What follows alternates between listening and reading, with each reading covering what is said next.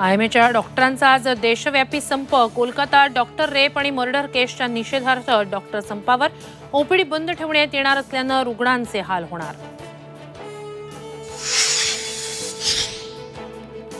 Love जिहाद विरोधात हिंदुत्ववादी संघटना आक्रमक। आज मुंबईतील भांडूपसह नांदेड बंदची हाक। अनेक हिंदुत्ववादी नेत्यांना नोटीस।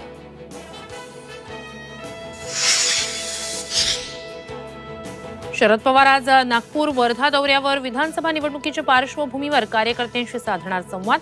वर्ध्यात पवार नितीन गडकरी एकाच मंचावर येणार।